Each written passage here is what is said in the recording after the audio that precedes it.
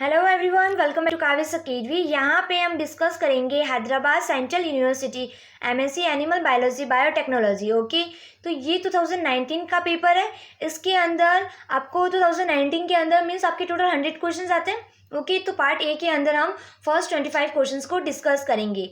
तो यहाँ पे जो भी मेरे इस चैनल पे न्यू है तो मैं आपको बता दूँ, मेरे इस चैनल पे आपको बहुत सारी यूनिवर्सिटी के पेपर सॉल्यूशन अवेलेबल है। लाइक हैदराबाद सेंट्रल यूनिवर्सिटी की भी बायो केमिस्ट्री का जो पेपर है वो भी अवेलेबल है, तो आप प्लेलिस्ट में जाके चेक कर लेना।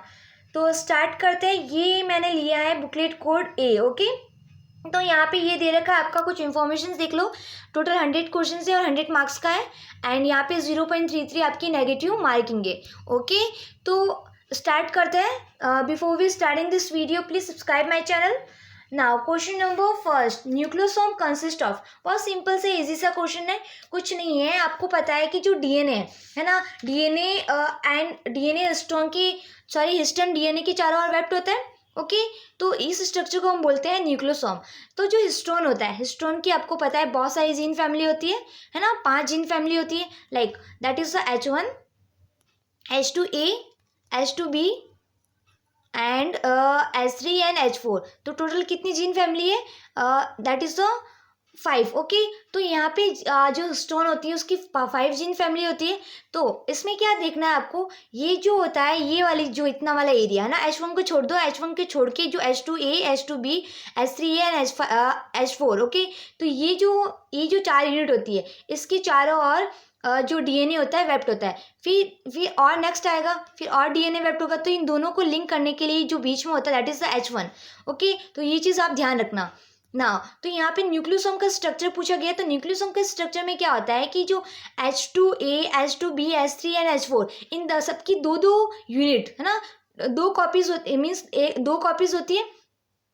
तो यहाँ पे उसकी चारों ओर बाउंड होती है। तो कैसे देखो, लाइक ये आपका है histone. Okay, H2A, H2B, H3 and H4। ऐसे ही ऐसे पीछे मान लो आप, मीन्स 2 यूनिट है। ओके, H2A भी 2 है, H2B भी 2 है, H3 भी 2 है एंड H4 भी 2 है। तो ऑल ओवर आपकी 8 यूनिट होगी हिस्टोन की। मीन्स इस स्ट्रक्चर को हम क्या बोलेंगे? ऑक्टामर। क्या बोलेंगे?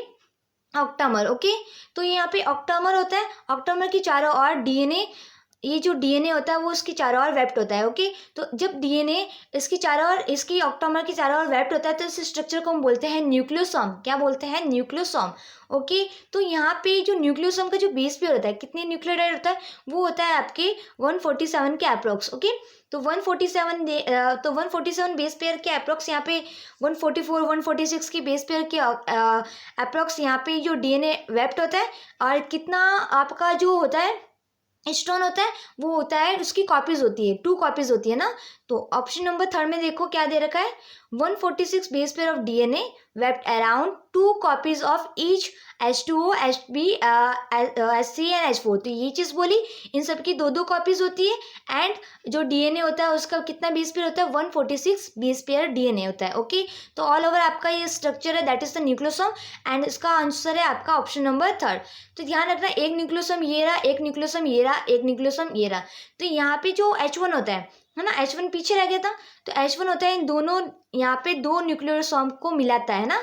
तो ये जो स्ट्रक्चर होता है, बहुत सारे न्यूक्लियोसोम मिलते हैं।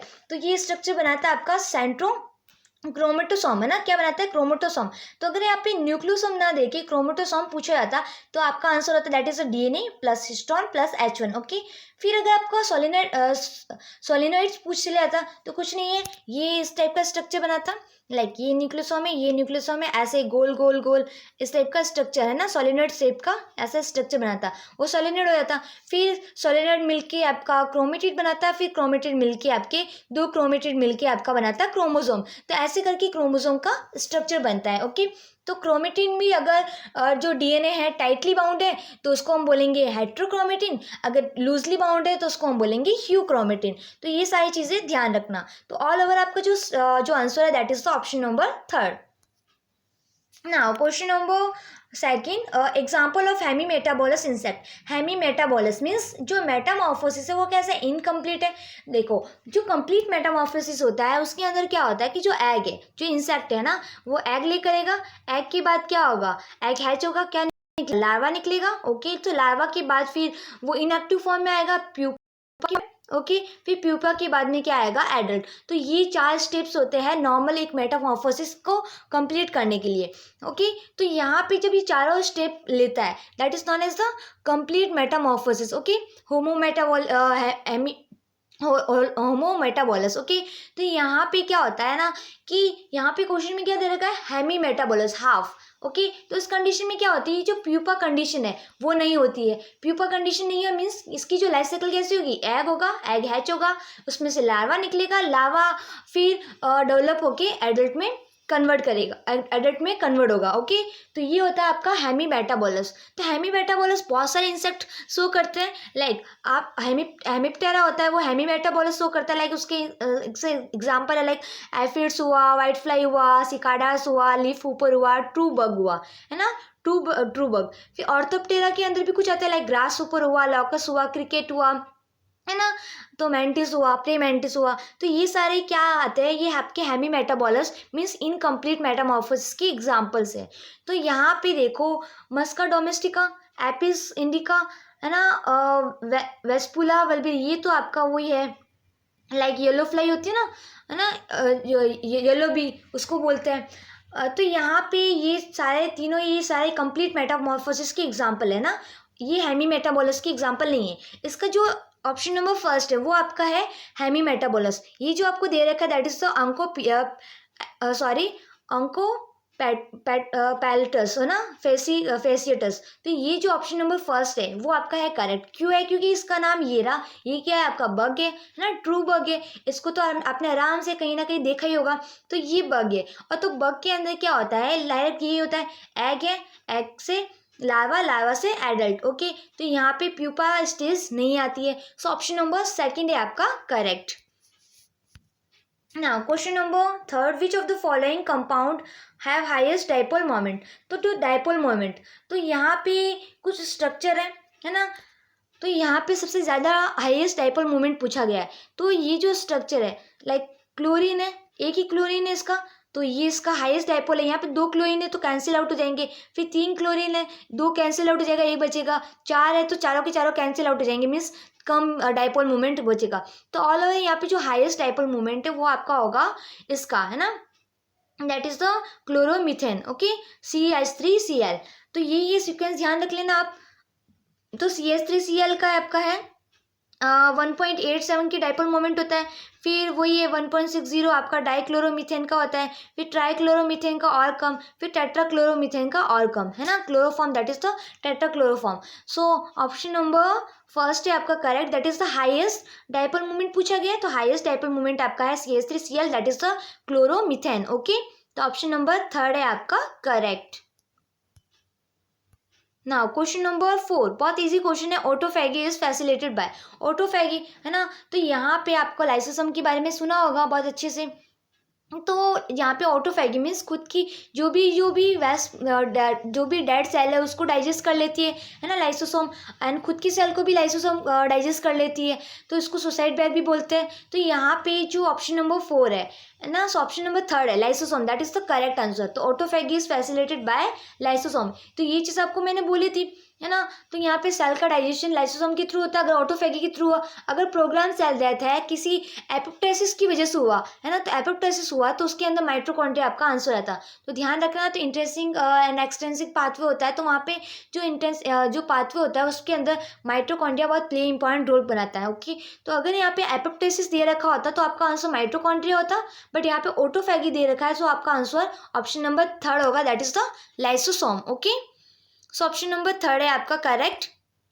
नाउ क्वेश्चन नंबर 5, बहुत इजी क्वेश्चन है again, fat and oil are. तो ये कि आपको फैट का डायग्राम पता होना चाहिए, कुछ नहीं है, सिंपल सा है, ग्लिसरॉल है। ओके, ग्लिसरॉल के ऊपर 3 फैटी एसिड ज्वाइंट होंगे, यहाँ पे ऐसे ऐसे, तो 3 फैटी एसिड ज्वाइंट होंगे तो आपका बनाएगा ट्राइग्लिसरॉल। ओके, तो ट्राइग्लिसरॉल बोल दो या फिर ट्राई एस्टर ऑफ ग्लिसरॉल बोल लो, है ना, ये एस्टर मॉलिक्यूल है, तो ट्राई एस्टर ऑफ ग्लिसरॉल बोल लो या फिर ट्राई ग्लिसरॉल बोल दो। तो ऑल ओवर ये जो फैट का है, fat and oil are triester glycerol. So option number third है आपका करेक्ट।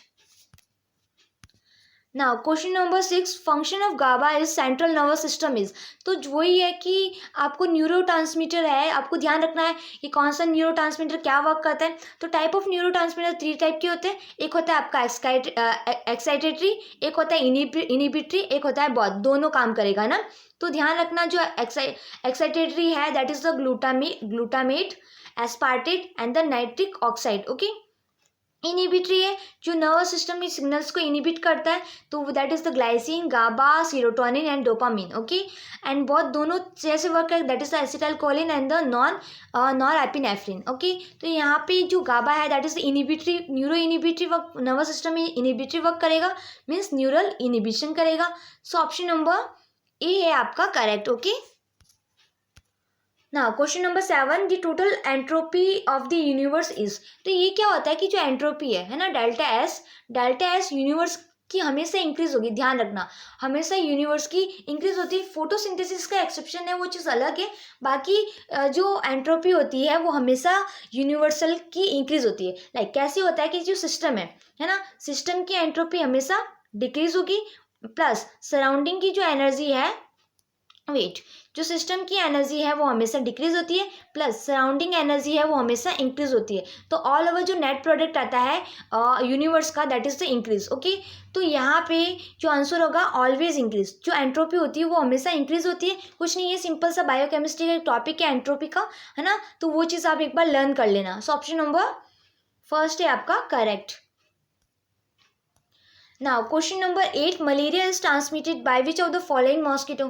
इतना सिंपल क्वेश्चन है ना। क्यूलियस, आइडिस, एनाफिस, ये सारे मॉस्किटोज है। ये अलग अलग डिजीज कॉज करते हैं, कोई डेंगू करता है, कोई येलो फीवर करता है। तो यहाँ पे मलेरिया का पूछा गया है। तो ऑल ओवर जो मलेरिया होता है वो एनाफिलस मॉस्किटो करती है, एनाफिलस फीमेल मॉस्किटो स्प्रेड करती है। ओके। प्लाज्मोडियम का स्प्रेड आउट करती है। तो यहाँ पे प्लाज्मोडियम का वेक्टर है।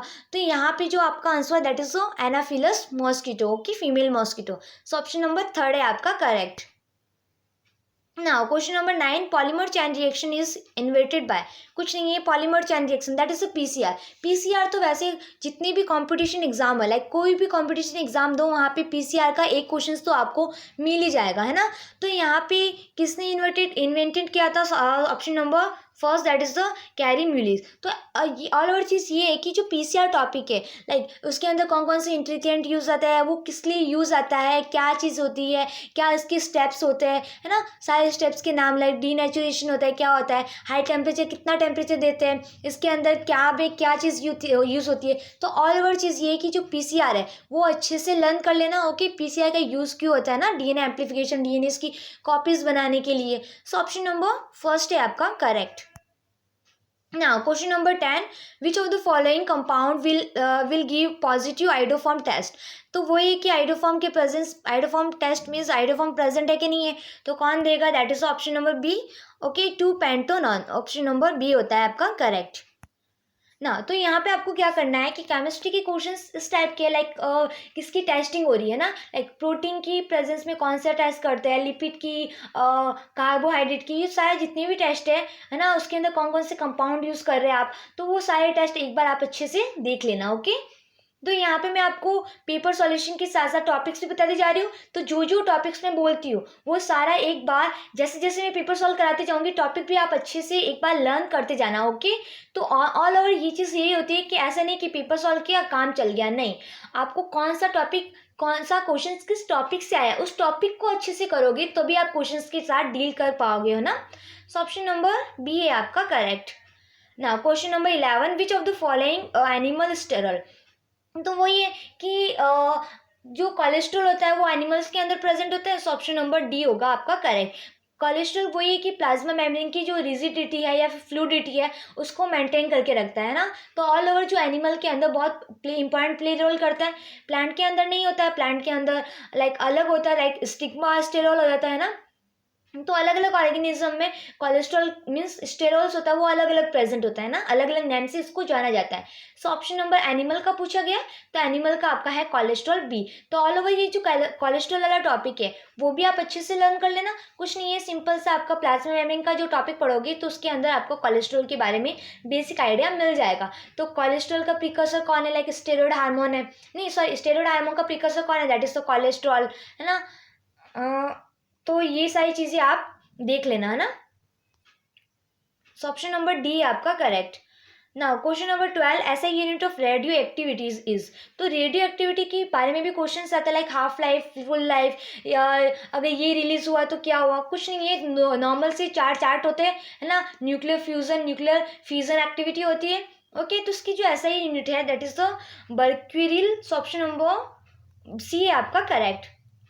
Now question number 13, all of the following are CD4 cell except. तो जो CD4 वो ये है कि जो MSc वाला टॉपिक है, आपको पता है कि जो टी हेल्पर सेल है ना, टी हेल्पर सेल, लाइक ये मान लो आपकी टी हेल्पर सेल है, ओके।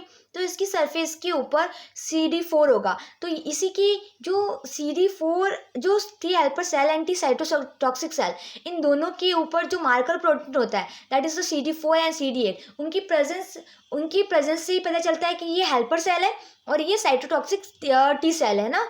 तो जो टी हेल्पर सेल होगा उसकी सरफेस पे जो मार्कर प्रोटीन होता है that is the CD4, okay. तो CD4 होगा वो टी हेल्पर सेल के ऊपर प्रेजेंट होता है, बट टी साइटोटॉक्सिक सेल के ऊपर नहीं होता है। यहाँ पे एक्सेप्ट पूछा गया है, क्यों नहीं होता है, क्योंकि इसके ऊपर CD8 मार्कर प्रोटीन होता है। तो उसकी अगर किसी सेल के ऊपर, किसी टी सेल के ऊपर CD8 है, इसका मतलब है ये आपकी टी साइटोटॉक्सिक सेल है।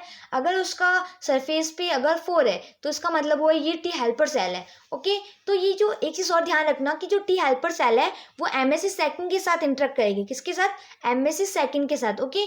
उसकी सरफेस MSc सेकंड, अगर वो टी साइटोटॉक्सिक सेल है उसकी जो होगा वो MSc फर्स्ट, ओके। तो एक चीज़ ये ध्यान रखना कि जो MSc होता है, MSc first and MSc second के यहाँ से क्रोमोसोम से डिराइव्ड होते हैं ना, सारी चीज़ें एक बार देख लेना। एंड इसका जो एक्सपेरिमेंट क्या है MSc का, एंड ये जो क्वेश्चन है हेल्पर टी सेल्स, ये भी बहुत ज़्यादा रिपीटेटिव है। सो ऑप्शन नंबर जो CD4 होता है वो टी साइटोटॉक्सिक सेल के ऊपर नहीं होता है, क्योंकि उसके ऊपर मार्कर प्रोटीन CD8 होता है, okay. So option number second है आपका, थर्ड है आपका करेक्ट, ओके।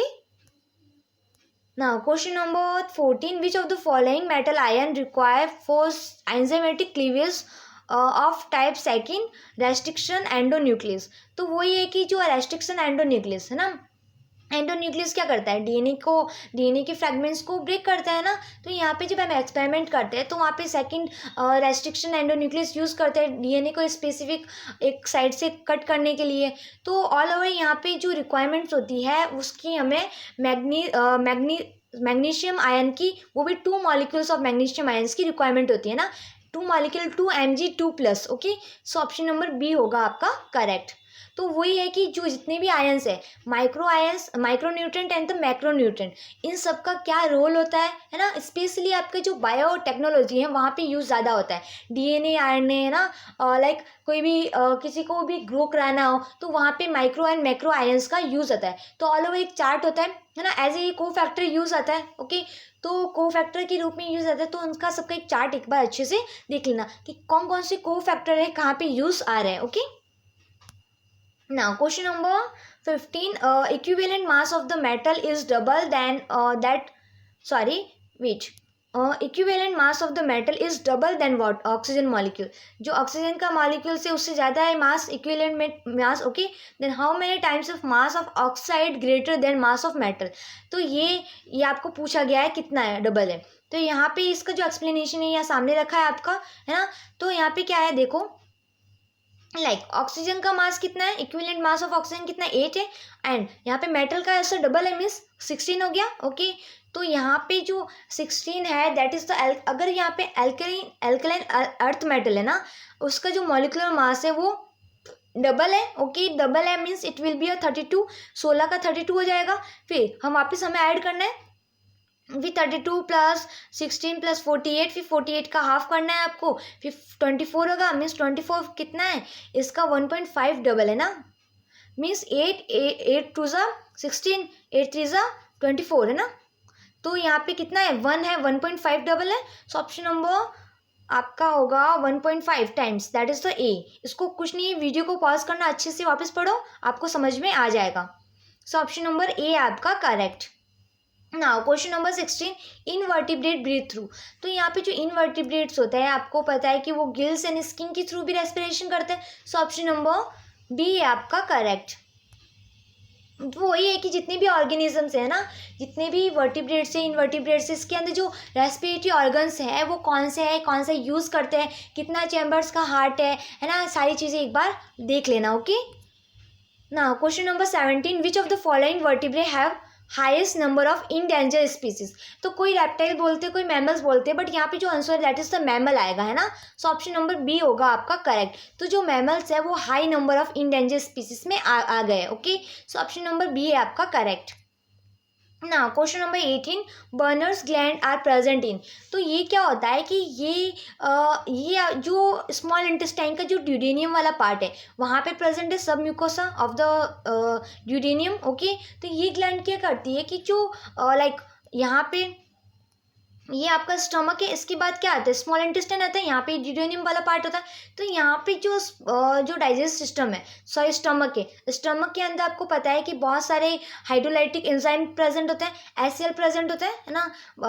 तो यहाँ पे जो इस अगर भी यहाँ पे आएगा तो ऑल ओवर यहाँ पे ये जो मेम्ब्रेन है इसकी, ये जो ड्यूडेनियम की स्मॉल इंटेस्टाइन की जो मेम्ब्रेन है उस पर इफेक्ट डालेगा, है ना। उसको डाइजेस्ट, इसको मीन्स इसकी जो मेम्ब्रेन है उसको क्या करेगा, डाइजेस्ट कर लेगा, डैमेज कर लेगा। तो ऑल ओवर ये जो ग्लैंड है एक म्यूकस को सिक्रेट करती है, तो ऑल ओवर यहाँ पे इसको प्रोटेक्ट करती है ना। तो ऑल ओवर इसका फंक्शन क्या है, इसका फंक्शन है कि जो भी एंजाइम है ना, जो भी एंजाइम है उससे प्रोटेक्ट करेगी, उसकी वॉल को प्रोटेक्ट करेगी, है ना। ड्यूडेनियम की जो इंटेस्टाइन की जो वॉल है उसको प्रोटेक्ट करेगी। सो ऑल ओवर आपका जो आंसर है ये कहाँ पे प्रेजेंट होता है, ये प्रेजेंट होता है आपका sub mucosa of duodenum. So option number A आपका है correct. Okay, now question number 19, chromatography is technique based on.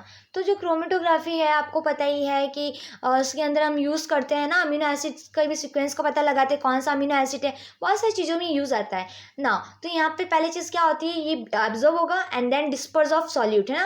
ये कितनी स्पीड से वो सॉल्यूट जा रहा है, कितना ट्रैवल कर रहा है, उसकी बेसिस पे उसका मॉलिकुलर वेट को डिटेक्ट किया जाता है। तो ऑल ओवर आपका जो टेक्निक वाला पोर्सन है, लाइक पीसीआर हुआ, डीएनए फिंगरप्रिंटिंग हुआ, क्रोमेटोग्राफी हुआ, तो ये सारी जो टेक्निक वाले पोर्सन है वो हर एंट्रेंस एग्जाम में आपका काम आएंगे। तो हर एंट्रेंस एग्जाम में ये वाला जो टॉपिक्स होते हैं बहुत ज़्यादा इंपॉर्टेंट रोल प्ले करते हैं, तो ये भी आप अच्छे से देख लेना। सो ऑप्शन नंबर फर्स्ट है आपका correct. Now question number 20, immortal jellyfish belong to. Immortal means अमर, जेलीफिश कहाँ पे होती है, वो आपका nematocyte that is the coelenterate. Okay, तो सिलेंट्रेट की बिलोंग करती है, इसका जो नाम है दैट इज द ये। ओके, एंड इसको हम बोलते हैं immortal jellyfish. Option number C है आपका करेक्ट। ना क्वेश्चन नंबर 21, बहुत सिंपल क्वेश्चन है।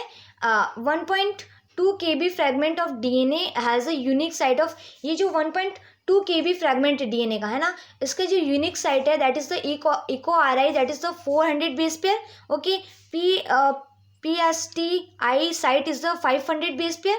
If it is the restricted digest with 2 enzyme. इसको हमने क्या किया कि लाइक ये डीएनए की सेगमेंट है, इसको 2 एंजाइम से डाइजेस्ट कर ले, एक यहाँ पे एक यहाँ पे। तो डीएनए के कितने फ्रेगमेंट बनेंगे, 1 2 एंड 3 बनेंगे। ओके, कितने आपका डीएनए का फ्रेगमेंट है दैट इज तो 1.2 बेस पेयर है। तो 1.2 बेस पेयर है, इसका मतलब यहाँ पे देखो इसको हमें नॉर्मल बेस पेयर में कन्वर्ट करना है। ओके, तो केबी है, किलो बेस पेयर है, किलो बेस पेयर को अगर 1.2 बेस पेयर में सॉरी 1 किलो बेस पेयर को अगर बेस पेयर में कन्वर्ट करेंगे वो आपका निकल के आएगा 1000 base pair. 1 kilo base pair that is तो 1000 बेस पेयर के इक्वल है। ओके, द केबी तो 1.2 केबी कितनी बेस पेयर के इक्वल होगा, that is the 1200 base pair. Like 1.2 means अगर उसको बेस पेयर में कन्वर्ट करना है ये होगा। ओके, 1.1 हटा तो यहाँ पे आपका निकलेगा ये 10 से 10 कैंसिल, 12 से 100 से इंटू करेंगे दैट इज 1200, है ना। तो 1200 बेस पेयर आपका निकल के आएगा। तो 1200 बेस पेयर, तो उसको हमने डाइजेस्ट किया एंजाइम के थ्रू। तो यहाँ पे हमें 3 सेगमेंट मिलेंगे, तो 3 सेगमेंट देख लो, सबको ऐड करके 1200 निकल रहा है, सबका 1200 निकल रहा है कि नहीं निकल रहा है। इसको करेंगे ये 1200 निकलेगा नहीं, ये आपका निकलेगा 950, तो ये होगा नहीं। इसको करोगे तो आपका 8 + 4 दैट इज तो 1200, 12 + 550 है ना, 5 6 7 दैट इज तो 750 निकल रहा है। तो ये तो बहुत ज़्यादा हो गया, ये भी होगा नहीं। 12 + 5 950, 950 + 6 950, तो ये भी बहुत ज़्यादा हो गया आपका, है ना। ये 500 600 के अप्रॉक्स हो गया आपका, तो ये भी होगा नहीं क्योंकि हमें 1200 तक चाहिए। इसको ऐड करके देखो, ऑप्शन नंबर ए को 400 प्लस 150 प्लस 650 है ना, 05501617747 61775 दैट इज द 12। तो यहाँ पे आपका ऑप्शन नंबर फर्स्ट होगा करेक्ट। ओके, तो ऑल ओवर यहाँ पे कुछ नहीं है, कैलकुलेट करके देख लो कितना निकलता है। Okay, so option number first है आपका correct. Now question number 22, cyclic ether with 3 membrane member ring are called. तो कुछ नहीं है, सिंपल सा, ये जो आपका ऑक्सीडेंस है, ध्यान रखना ऑक्सीडेंस। ओके, ऑक्सीडेंस क्या होता है, उसको हम बोलते हैं ethylene oxide. And ethylene oxide के अंदर क्या होता है कि जो इथाइलिन ऑक्साइड है उसके अंदर क्या होता है, एक आपका ऑक्सीजन आइटम होता है एंड 2 कार्बन आइटम होता है। इसकी वजह से इसको हम बोलते हैं 3 मेम्ब्रेन रिंग। क्यों बोलते हैं, क्योंकि एक ऑक्सीजन मॉलिक्यूल्स होता है एंड 3 कार्बन्स का मॉलिक्यूल, तो इस टाइप का स्ट्रक्चर होता है। Okay, so option number B है आपका correct. Now question number 23, select mismatch options. तो यहाँ पे मुझे सारे ये भी करेक्ट है, सेंट्रल 9+2, सीलिया 9+2। ओके, फिम्बरी का भी मुझे लाइट लग रहा है, बट आपकी जो की है उसके अंदर आपका 3, अब वो की है कि नहीं ये पता नहीं है ना, बिकॉज इतनी सारी क्योंकि हमें ऑफिशियल से नहीं मिला है, तो यहाँ पे की है कि नहीं ये चीज़ नहीं पता मुझे, बट इतना पता है कि यहाँ पे जो 23 है उसके अंदर 3 एंड दोनों राइट बोले, बट मुझे तो ये मिसमैच बोले, बट ये तो मुझे करेक्ट है ना। जो कॉन्जुगेशन होता है फिम्ब्राई होता है, तो वो लाइक यहाँ पे जो कॉन्जुगेशन होता है, तो ये जो पिलाई होती है दैट इज द फिम्ब्री, तो यहाँ पे ये भी मुझे करेक्ट ही लगता है ना, तो ये भी करेक्ट होना चाहिए। सो ऑप्शन नंबर डी होगा correct, that is the middle lamella lignin. ये क्या होता है कि जो मिडल लैमिना होता है, तो यहाँ पे जो प्लांट सेल वॉल की हम बात करते हैं है ना, तो प्लांट सेल वॉल की जब हम बात करते हैं तो यहाँ पे क्या होता है कि जो मिडल लैमिला होता है ये जो बनता है ना, तो इसको हम बोलते हैं ये प्राइमरी सेल वॉल होता है। ओके, तो और ये बना होता है आपकी कैल्शियम, मैग्नीशियम एंड पैक्टेट है ना, पैक्टेट, तो इन तीनों चीज़ों से बना होता है। तो उसको हम ये आपका लिग्नाइन का नहीं बना होता, क्योंकि जो लिग्नाइन होता है वो सेकेंडरी सेल वॉल्स का बना होता है ना, प्राइमरी मिडल लेमिना का बना नहीं होता है, क्योंकि मिडल लेमिना आपका प्राइमरी सेल वॉल है एंड ये बनी होती है आपकी कैल्शियम मैग्नीशियम पैक्टेट। तो ऑल ओवर जो सेल वॉल है, सेल वॉल वाला टॉपिक है, लाइक प्लांट के अंदर कौन सी सेल वॉल होती है, एनिमल्स के अंदर कौन सी होती है ना, फंजाई के अंदर कौन सी होती है, तो सारी चीज़ें आपको एक बार देखनी होगी। सो ऑप्शन नंबर डी है आपका करेक्ट। नाउ क्वेश्चन नंबर 24, बहुत ज़्यादा सिंपल क्वेश्चन है ना, अगर कुछ भी नहीं पढ़ा होगा तो भी आप आंसर दे दोगे। Now number of double standard DNA copies obtain from one double standard DNA template after 7 cycle of PCR. तो कुछ नहीं है, 7 टाइम पीसीआर कर रहे हैं, तो एक आपका जो डीएनए एक डीएनए आपका कितना बनाएगा है ना, एक से आपका कितनी कॉपीज बनेगी, 2 से कितनी बनेगी, वन डबल स्टैंडर्ड डीएनए लेके एक का दो कॉपीज बनेगी। ओके, एक डीएनए है, पीसीआर के अंदर क्या होता है, पीसीआर के अंदर डीएनए का एम्प्लीफिकेशन होता है।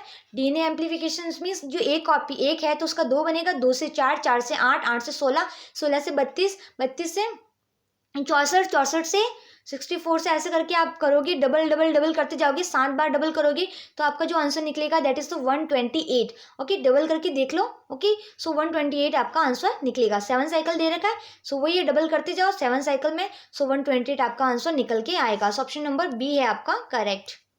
Now question number 25 and last question, if the electron in a hydrogen atom drop from N60 to N14 means जो इलेक्ट्रॉन आइटम है वह N60 से लेके वापस पीछे चला गया, N4 लेवल पे चला गया। Now the radiation emit in which of the side line of the spectrum of the atomic hydrogen. तो कौन सी लाइन में गया है, तो यहाँ पे कुछ नहीं है कि जो स्पेक्ट्रम वाला जो टॉपिक है वो एक बार आपको देख लेना है।